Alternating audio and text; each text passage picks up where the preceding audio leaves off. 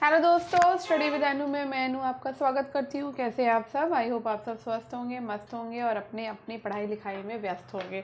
तो चलिए स्टार्ट करते हैं आज का अपना सेट नंबर 10। तो हम 9 सेट कंप्लीट कर चुके हैं और जैसे कि कल मैंने कहा था कि आज हम 10 नंबर सेट करेंगे, जिसमें हम आज 2003 का पेपर सॉल्व करने वाले हैं DGT का। ठीक है, तो चलिए स्टार्ट करते हैं। स्टार्ट करने से पहले जो लोग नए हैं उनके लिए थोड़ी सी जानकारी कि आज से नहीं, आज से नहीं, कल से कल से आपका नहीं, कल से नहीं, मैं भूल गई। एक सेकेंड मैं भूल गई हूँ।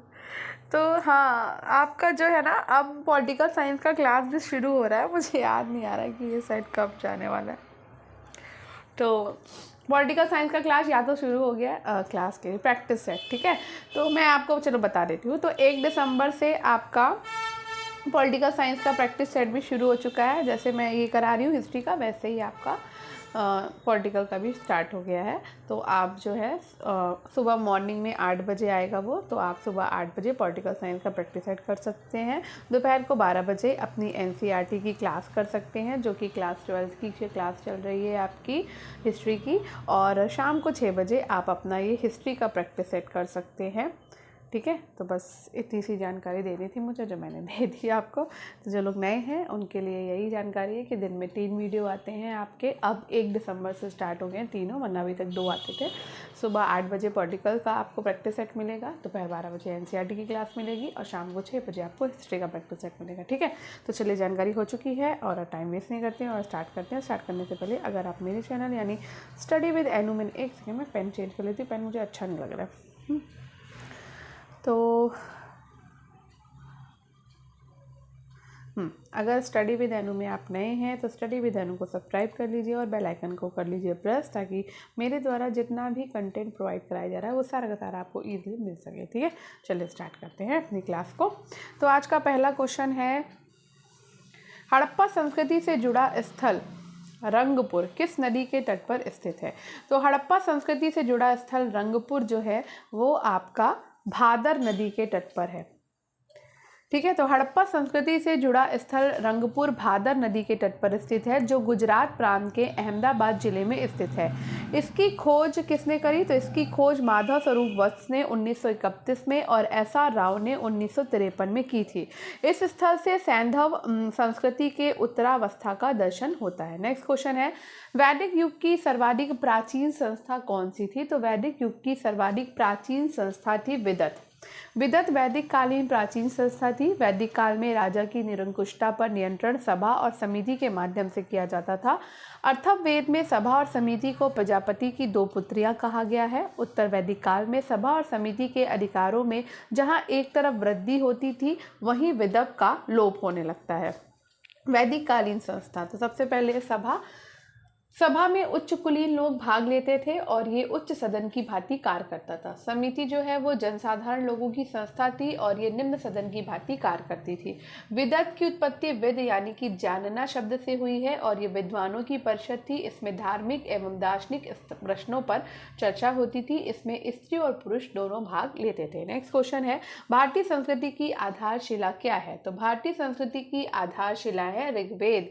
ऋग्वेद को भारतीय संस्कृति की आधारशिला कहा जाता है क्योंकि इसमें भारत की प्राचीन सामाजिक, आर्थिक, धार्मिक और राजनीतिक स्थिति का विशद वर्णन मिलता है। जबकि सरस्वती को पवित्र नदी माना गया। ऋग्वेद के नदी सूक्त में प्रथम नदी गंगा तथा अंतिम नदी गोमती सहित 12 नदियों का उल्लेख है, जिसमें से गंगा का नाम एक बार आता है। नेक्स्ट क्वेश्चन है, खरोष्ठी लिपि का उद्भव किस काल में हुआ? तो खरोष्ठी लिपि का उद्भव जो है वो बुद्ध काल में ईरानी लिपि में हुआ था। ईरानी शासकों की कालावधि 5वीं सदी ईसा पूर्व की है, अतएव ईरानी शासक बुद्ध के समकालीन थे। इस लिपि का सर्वप्रथम प्रयोग भारत में अशोक के शहबाजगढ़ी और मानसेरा पाकिस्तान अभिलेखों में दिखाई पड़ता है। नेक्स्ट क्वेश्चन है, भागवत धर्म का निम्न में से कौन दार्शनिक संप्रदाय था? तो भागवत धर्म का दार्शनिक संप्रदाय था विशिष्टा द्वैत। भागवत धर्म का दार्शनिक संप्रदाय विशिष्टाद्वैत था। भागवत धर्म को वैष्णव धर्म भी कहा जाता है। रामानुज वैष्णव संप्रदाय के संस्थापक थे, जिसका नाम विशिष्टाद्वैत था, के आचार्य थे। नेक्स्ट क्वेश्चन है, अद्वैतवाद की अनुभूति किस काल में हुई? तो अद्वैतवाद की अनुभूति उत्तर वैदिक काल में हुई थी। अद्वैतवाद की अनुभूति उत्तर वैदिक काल के अंतिम चरण में उपनिषदों में निहित दार्शनिक विचारों से स्पष्ट होता है। चारों वेदों के अलग अलग उपनिषद है। उपनिषद को वेदांग कहा जाता है। इसमें आत्मा और ब्रह्म के बारे में स्पष्ट व्याख्या प्राप्त होता है। छंदोग उपनिषद में आत्मा और ब्रह्म के अद्वैतवादी चिंतन का विस्तार से वर्णन है। कालांतर में शंकराचार्य ने 10 उपनिषदों पर भाष्य लिखकर अद्वैतवाद सिद्धांत दिया और मुगल काल में दारासिकों ने सिरे अकबर के नाम से फारसी भाषा में अनुवाद किया है। नेक्स्ट क्वेश्चन है, बृहद संहिता की रचना किसने की थी? तो बृहद संहिता की रचना की थी वराहमिहिर ने। बृहद संहिता वराहमिहिर का प्रसिद्ध ज्योतिष ग्रंथ है, जिसमें 107 अध्याय हैं। इसमें खगोल शास्त्र, ग्रहों की गति, ग्रहण, वर्षा, बादल, वास्तुशास्त्र, फसलों की वृद्धि के उपाय, इत्र निर्माण, लग्न, रत्न, मोती आदि का विस्तार से उल्लेख मिलता है। वराहमिहिर फलित ज्योतिष के विद्वान थे तथा चंद्रगुप्त विक्रमादित्य के 9 रत्नों में से एक थे। उनके द्वारा रचित सूर्य सिद्धांत में बताया है कि सूर्य, चंद्रमा आदि ग्रह समान वेग से परिभ्रमण नहीं करते हैं, किंतु गणित की सुविधा के लिए सभी की गति समान मान की गई है। वराहमिहिर ने ही सर्वप्रथम बताया कि सभी वस्तुएं अज्ञात बल के कारण पृथ्वी की ओर आकर्षित होती हैं। नेक्स्ट क्वेश्चन है, आर्यभट्ट प्रथम खगोल शास्त्री एवं गणितज्ञ थे, जिन्होंने बताया कि पृथ्वी गोल है तथा अपने अक्ष पर घूमती है, जिनसे दिन और रात होते हैं। आर्यभट्ट वराहमिहिर के गुरु थे। जैन धर्म का ईश्वर के प्रति क्या विचार था? तो जैन धर्म जो है वो ईश्वर में अविश्वास करता है। जैन धर्म ईश्वर की अवधारणा में अविश्वास करता है। 6वीं शताब्दी ईसा पूर्व में उदित बौद्ध एवं जैन आचार्यों में महावीर स्वामी का नाम एक नास्तिक विचारक के रूप में प्रतिष्ठित है। वे जैन धर्म के 24वें तीर्थंकर थे। महावीर की अवधारणा कर्मवाद एवं पुनर्जन्मवाद में कूट कूट कर भरी थी, किंतु ईश्वर के अस्तित्व में उनका कोई विश्वास न था। महावीर के अनुसार जीवन का चरम लक्ष्य कैवल्य की प्राप्ति ही है। नेक्स्ट क्वेश्चन है, अर्थशास्त्र ग्रंथ की विषय वस्तु क्या है? तो अर्थशास्त्र ग्रंथ की विषय वस्तु है राज्य एवं शासन नीति ग्रंथ। राज्य एवं शासन नीति कौटिल्य प्रणाली अर्थशास्त्र का प्रतिपाद विषय है। कौटिल्य के अन्य नाम चाणक्य एवं विष्णुगुप्त हैं। वो चंद्रगुप्त मौर्य के प्रधानमंत्री एवं प्रधान पुरोहित पद पर नियुक्त थे। इस ग्रंथ में 15 अधिकरण एवं 180 प्रकरण है और इसे प्रकाश में लाने का श्रेय साम शास्त्री नामक विद्वान को जाता है। नेक्स्ट क्वेश्चन है, कवि बाढ़ किस स्थान के रहने वाले थे या रहने वाला था? तो शाहाबाद का। कहाँ के? शाहाबाद के। तो महाकवि बाणभट्ट शाहाबाद के रहने वाले थे और इसकी जानकारी हमें उनके द्वारा प्रणीत ग्रंथ हस्तचरित से प्राप्त होती है, जो कुल 8 उच्छ्वासों में विभक्त है। प्रथम 3 उच्छ्वास में बाणभट्ट ने अपनी आत्मकथा लिपिबद्ध की। द्वितीय उच्छ्वास में उन्होंने शाहाबाद के प्रीतिकूट नामक गांव का रहने वाला बताया है। नेक्स्ट क्वेश्चन है, यूनानी ग्रंथ में चंद्रगुप्त मौर्य को क्या कहा जाता है? तो यूनानी ग्रंथ में चंद्रगुप्त मौर्य को सैंड्रोकोटस कहा जाता है। यूनानी ग्रंथ में चंद्रगुप्त मौर्य को सैंड्रोकोटस यानी सैंड्रोकोट्स कहा गया है। यूनानी लेखों में स्ट्रैबो, प्लूटॉक और जस्टिन आदि ने मौर्यवंशी सम्राट चंद्रगुप्त मौर्य को उक्त नाम से संबोधित किया। इस नाम की सर्वप्रथम पहचान ब्रिटिश इतिहासकार सर विलियम जोन्स ने चंद्रगुप्त मौर्य से की। फिलाकस ने चंद्रगुप्त मौर्य को सैंड्रोकोप्टस कहा है। नेक्स्ट क्वेश्चन है, अर्थशास्त्र में उल्लिखित सीता अध्यक्ष किस विभाग के अध्यक्ष? तो सीता अध्यक्ष जो थे वो कृषि विभाग के अध्यक्ष हुआ करते थे। कौटिल्य के अर्थशास्त्र में अनेक प्रकार की भूमियों का उल्लेख है। राजकीय भूमि में होने वाली आय को सीता कहा जाता था, जबकि राजकीय भूमि की व्यवस्था करने वाला प्रधान अधिकारी सीता अध्यक्ष कहलाता था और ऐसी भूमियों पर दासों, कैदियों और कर्मचारियों के द्वारा कृषि कराई जाती थी। नेक्स्ट क्वेश्चन है, गुप्त वंश के शासनकाल में कौन सा स्थान कला का प्रमुख केंद्र था? तो भैया कला का प्रमुख केंद्र था सारनाथ। गुप्त वंश के शासनकाल में सारनाथ कला का प्रमुख केंद्र था। उक्त स्थल स्तूप निर्माण एवं मूर्ति निर्माण कला हेतु विशेष प्रसिद्ध था। यहाँ का धमेक स्तूप एवं बुद्ध से संबंधित विभिन्न मुद्राओं में निर्मित मूर्तियां मूर्ति कला का विशेष उदाहरण प्रस्तुत करती हैं। धमेक का स्तूप 128 फुट ऊंचा है और बुद्ध की मूर्तियां विभिन्न मुद्राओं में आकर्षक बनाई गई हैं। नेक्स्ट क्वेश्चन है, चंद्रगुप्त मौर्य अपने जीवन के अंतिम वर्षों में एक जैन साधु के साथ दक्षिण भारत चला गया था। उस साधु या जैन मुनि का नाम बताइए। तो उस साधु और जैन मुनि का नाम है भद्रबाहु। चंद्रगुप्त मौर्य अपने जीवन के अंतिम समय में भद्रबाहु नामक जैन साधु के साथ दक्षिण भारत चला गया था।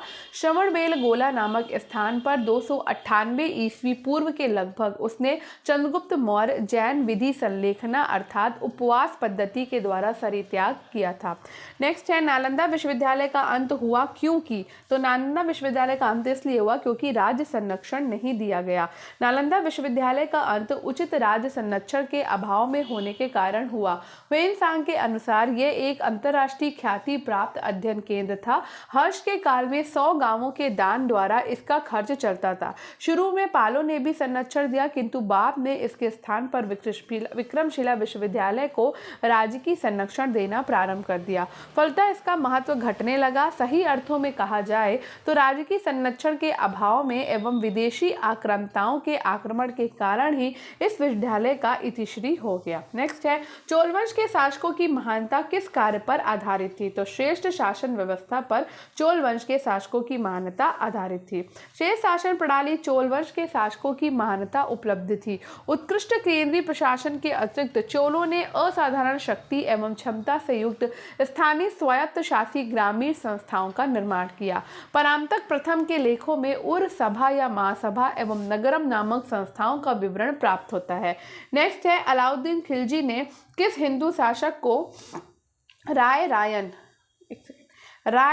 की उपाधि दी है। तो अलाउद्दीन खिलजी ने रामचंद्र देव को राय रायन की उपाधि दी। अलाउद्दीन खिलजी ने देवगिरी के शासक रामचंद्र देव को राय रायन की पदवी दी और चंदोवा स्वर्ण छत्र देकर उसे सम्मानित भी किया। बाद में उसे 1 लाख सोने के टंके के साथ नवासारी का जिला भी प्रदान कर दिया। नेक्स्ट है, सुल्तान कुतुबुद्दीन ऐबक की राजधानी क्या थी। तो इसकी राजधानी थी लाहौर।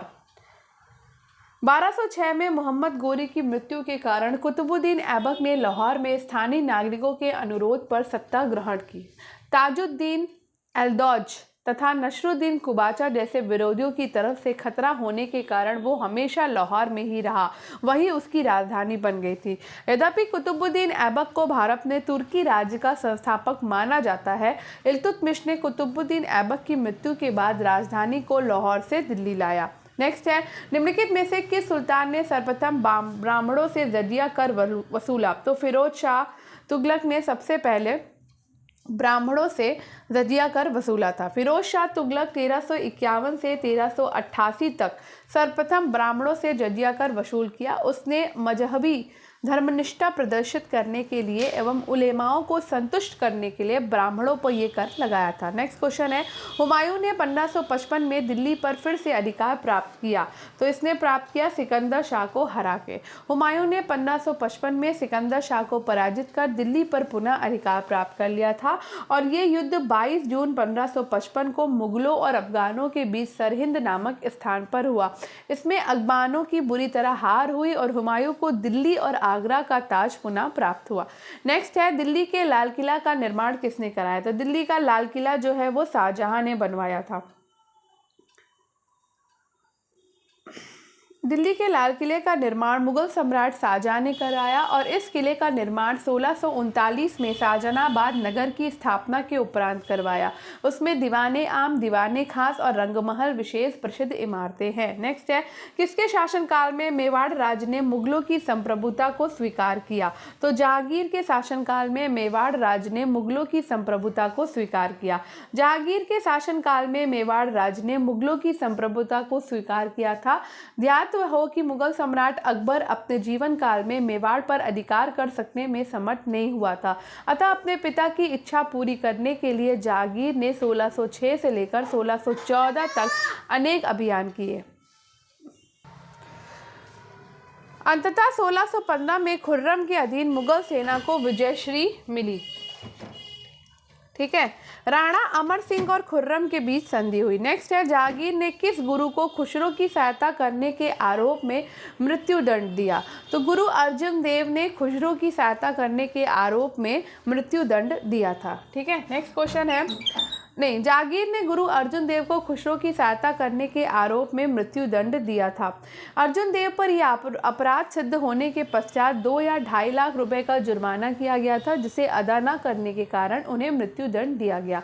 जहांगीर का ये कार्य बुद्धिमत्तापूर्ण नहीं था और इसी घटना के उपरांत सिख मुगलों के प्रबल शत्रु हो गए। नेक्स्ट है, किस मुगल सम्राट का राज्याभिषेक 2 बार किया गया? तो औरंगजेब का राज्याभिषेक 2 बार किया गया था। औरंगजेब का राज्याभिषेक 2 बार किया गया। पहला सामूगढ़ की विजय एवं आगरा को अपने अधिकार में कर लेने के बाद 21 जुलाई 1658 को दिल्ली में प्रथम राज्याभिषेक और दूसरा शाहशुजा और दारा शिकोह को अंतिम रूप से परास्त करने के उपरांत 15 जून 1659 को हुआ। प्रथम राज्याभिषेक के समय उसने अबुल मुजफ्फर आलमगीर की उपाधि धारण की और द्वितीय राज्याभिषेक के समय अब्दुल मुजफ्फर मुहिद्दीन मोहम्मद औरंगजेब बहादुर आलम पीर बादशाह गाजी की उपाधि धारण की। नेक्स्ट क्वेश्चन है, जयसिंह को राणा की उपाधि किस मुगल सम्राट ने दी?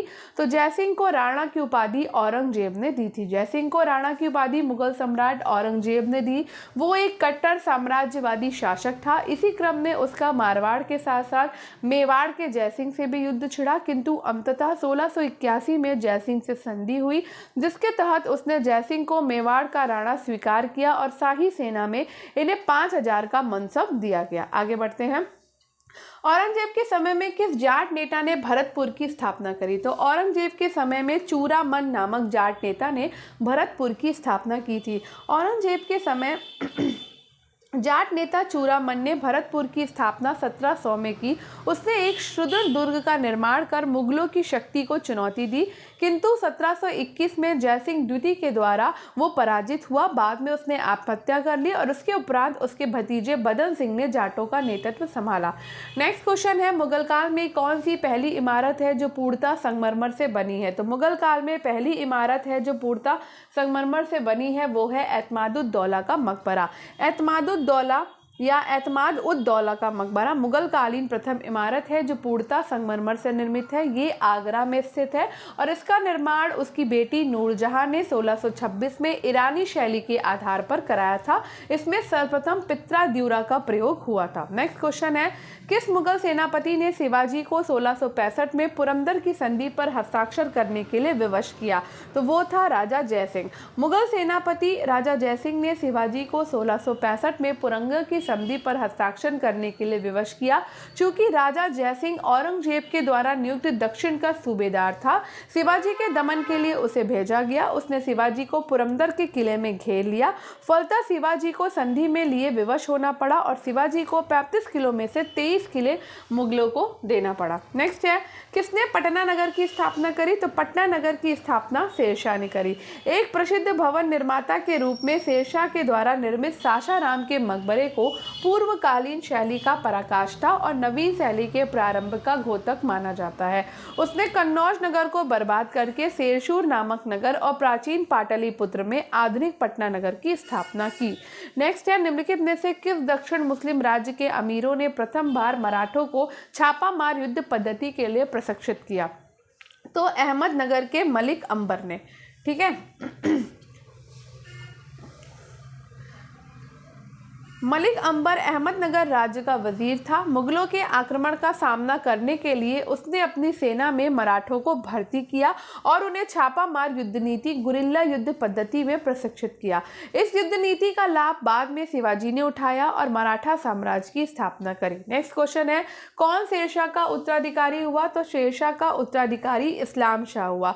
शेरशाह की मृत्यु के उपरांत उसका द्वितीय पुत्र इस्लाम शाह उसका उत्तराधिकारी नियुक्त हुआ। उसने 1545 से 1553 तक शासन किया और वो अमीरों के साथ अपने उग्र स्वभाव के कारण क्रूरता का व्यवहार किया।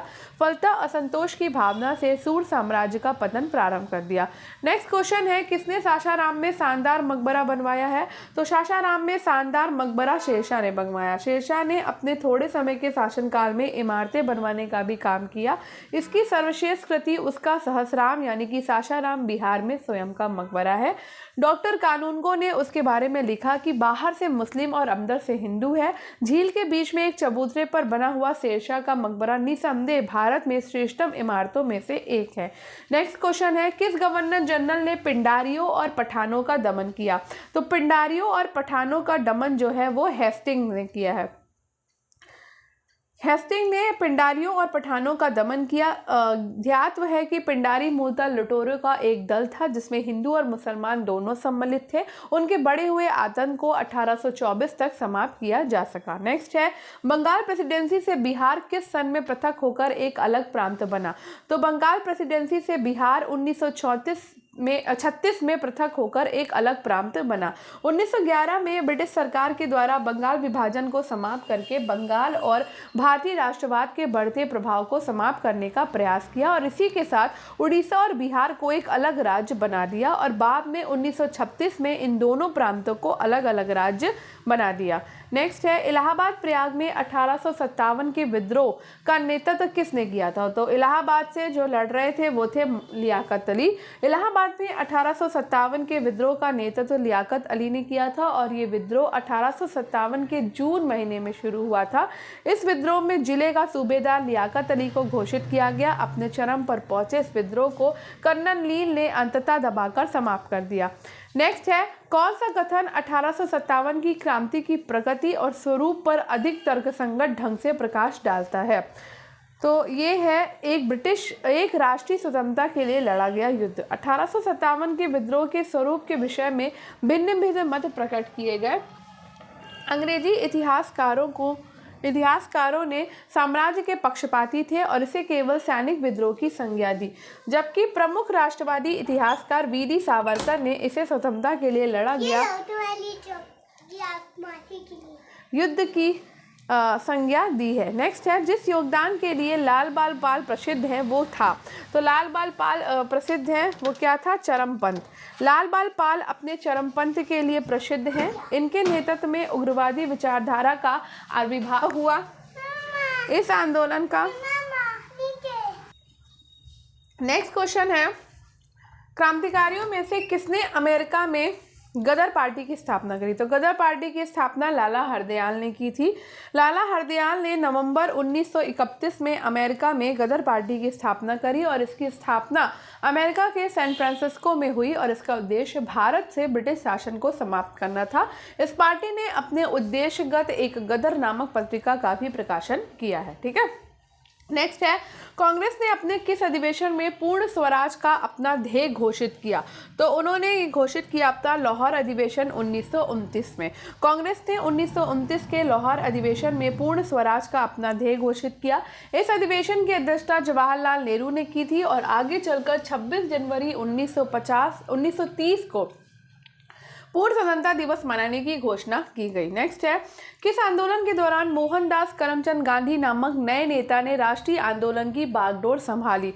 तो ये रॉलेट सत्याग्रह के दौरान थी। ठीक है। मोहनदास करमचंद गांधी ने जब मार्च 1919 में रॉलेट एक्ट के खिलाफ सत्याग्रह छेड़ा तब उनका ये प्रयास भारत में देशव्यापी संघर्ष छेड़ने का पहला कदम था और इस समय तक उनकी आयु 50 वर्ष हो चुकी थी।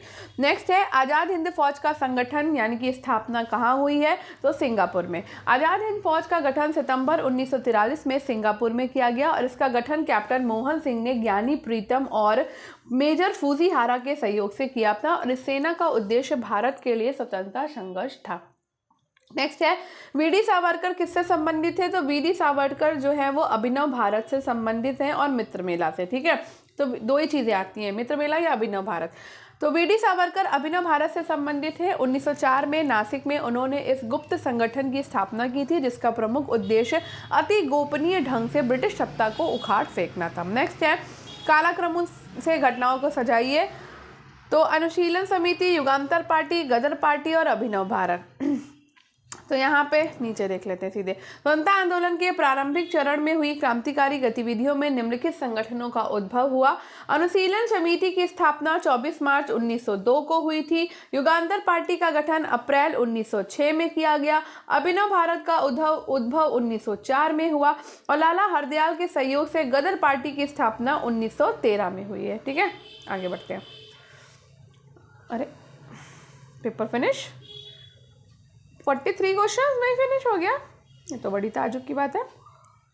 चलिए फिर 43 क्वेश्चन में फिनिश हो गया तो क्या कर सकते हैं। तो अब हम कल करेंगे 2001 का ये पेपर, और ये बहुत जल्दी आज का थ्रेड ख़त्म हो गया। 63 होते थे, पता नहीं इसमें कैसे 43 हो सकता है उस टाइम पे, क्योंकि अलग अलग टाइम पे एग्ज़ाम्स हुए हैं। तो ये 2001 का पेपर हम करेंगे कल। तो आई होप आपको आज का ये वीडियो पसंद आया होगा। वीडियो पसंद आया हो तो वीडियो को लाइक कर दीजिए, चैनल को सब्सक्राइब कर दिए, स्टडी विद अनु के साथ कनेक्टेड दीजिए। फीडबैक देना बिल्कुल मत भूला करिए, कमेंट बॉक्स में कमेंट करके बताइए। दूसरे के साथ शेयर ज़रूर करिए, अगर आपके लिए हेल्पफुल है तो दूसरों की भी हेल्प करिए। जैसे मैं आपकी हेल्प करिए वैसे आप दूसरों की करिए, और आप दूसरों के साथ शेयर करेंगे तो आप वापस मेरी हेल्प कर पाएंगे। थैंक यू, मिलते हैं कल नेक्स्ट अपनी क्लास में, ठीक है। तब तक के लिए बाय बाय, पढ़ते रहिए।